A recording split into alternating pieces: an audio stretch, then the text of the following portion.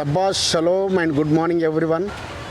పరిశుద్ధ విశ్రాంతి దినమున మీకు నిండు మనసుతో ఈ దిన ఆశీర్వాదములు, ఈ దినము స్వస్థత, ఈ దినం మేళ్ళ చేత పరమ తండ్రి మిమ్మల్ని దీవించి ఆశీర్వదించును గాక.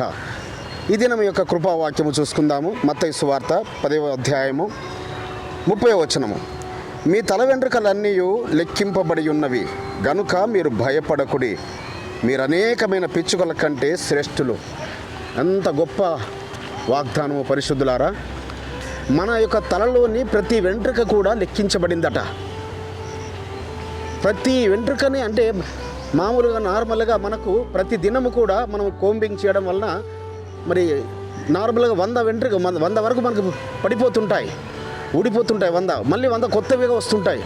దాదాపుగా చెప్తున్నాను నేను. కానీ పరలోకపు తండ్రి ఒక మాట ఏం చెప్తున్నాడు, మీ తల వెంట్రుకలన్నీ కూడా, ఎందుకంటే ఇది అల్పమైంది, మన దేహంలో అల్పమైంది. కానీ అల్పమైన దాని గురించే లోకంలో చాలా ప్రయాసపడుతున్నారు, చాలా ప్రయాసపడుతున్నారు. ఈ వెంట్రుకలను తెలుపు వాటిని నలుపు చేసుకోవడానికి కొరకు, లేక ఊడిపోయిన వెంట్రుకలను మళ్ళీ వాటిని మళ్ళీ హెయిర్ ప్లాంటేషన్ అని వాటి గురించో ప్రయాసపడుతున్నారు. అయితే నాకు ఒక శ్రేయోభిలాషి, నాకు దాదాపుగా ఒక 15 years బ్యాక్ ఒక నా శ్రేయోభిలాషి అప్పుడు నాకు అన్న, మరి మీకు హెయిర్ కొంచెం ఫాలో అవుతున్నట్టుంది కదా, ఒక డెర్మాటోలజిస్ట్ దగ్గరికి నన్ను పంపించారు. ఆ డాక్టర్ అన్నాడు, ఓకే నేను మెడిసిన్స్ ఇస్తాను మీకు, కానీ ఈ మెడిసిన్స్ వాడినంత కాలమే హెయిర్ ఫాల్ అయిపోతుంది, మీరు ఒక్కసారి ఆపేశారా మళ్ళీ హెయిర్ ఫాల్ ఎక్కువ అవుతుందని చెప్పాడు. దానివల్ల నాకు ప్రయోజనం ఏంటి? అప్పుడు నేను ప్రార్థించుకున్నాను, తండ్రి మీరు నా వెంట్రుకలు తీసేసి నన్ను బాల్డ్ హెడ్ చేయాలని మీ ప్రణాళిక అయినట్టు అయితే నేను ఎందుకు ఆపడానికి ప్రయత్నించాలి అని నేను ఆయన పాదాల చెత్త నన్ను క్షమించు తండ్రి, డాక్టర్ దగ్గరికి వెళ్ళినందుకు అని నేను డాక్టర్ దగ్గరికి మళ్ళీ ట్రీట్మెంట్ తీసుకోలేదు. కానీ తండ్రి యొక్క మహాకృపను బట్టి హెయిర్ ఫాల్ దాదాపు ఒక 8 to 10 years నాకు ఆగిపోయింది. సో హెయిర్ ఫాల్ లేకుండా తండ్రి కృప చూపాడు. అయితే పరిశుద్ధులారా, అంటే మన యొక్క తల వెంట్రుకలన్నీ లెక్కించను అంటున్నాడు. ఎందుకంటే మన ఎడల మరి ప్రతి శ్రేష్టమైన ఈవిని ఆయన దాచి ఉంచి ఇచ్చేవాడు. ఆకాశ పక్షులను చూడండి, అవి విత్తవు కోయవు, వాటిని మేము పోషిస్తున్నాను, మీరు వాటికన్నా శ్రేష్ఠులు కదా అంటున్నాడు. అవును, మనము ఆయనకు శ్రేష్ఠులమే సుమా, శ్రేష్ఠులమైన ఆయన పిల్లలము. మనము ఆయన రక్తము చేత కడగబడి ఆయనకు పరిశుద్ధమైన జనాంగం ఉండడానికి కొరకు రాజులైన యాజక సమూహంగా మనల్ని ఆయన ఎన్నుకుంటున్నాడు సుమా. సో కాబట్టి ఏ విధంగా ఉండాలి ఈ లోకంలో? మనము ఆయన మీద విశ్వాసం ఉంచి ఆయన చేసే కార్యముల కొరకు, ఆయన చేసే అద్భుతముల కొరకు మన జీవితంలో, అవును నేను నా తల వెంట్రుకల గురించి నేను ఎందుకు చింతించాలి, నా దేహంలో మిగిలిన అల్పమైన అవయం గురించి నేను ఎందుకు ఆలోచించాలి? ఎందుకంటే మన అవయములన్నీ ఆయన కలుగజేశాడు సుమా.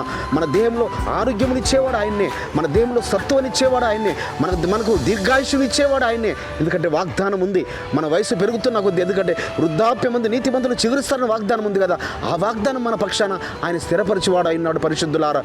కాబట్టి దేని గురించి చింతించకుండా మన చింత యావత్తు ఆయన మీద వేసినప్పుడు మన ఎడల ఆయన అద్భుత కార్యాలు చేస్తాడు, ఆశ్చర్య కార్యాలు మన జీవితంలో మనం చూస్తాము సుమా. అట్టి కృప పరమ తండ్రి మనకు అనుగ్రహించును గాక. ప్రార్థన చేసుకుందాం. మహాగణుడమైన తండ్రి, పరిశుద్ధుడమైన రాజా, అబ్రహాం, ఇస్సాకు, యాకోబులు ఎలోహిం, నాయన మీ ఘనమైన నామమునకు స్తోత్రములు. మీరు ఒక వాగ్దానం ఇచ్చినారు నాయన, మా తలలోని వెంట్రుకలన్నీ మీరు లెక్కించి ఉన్నారన్నారు తండ్రి.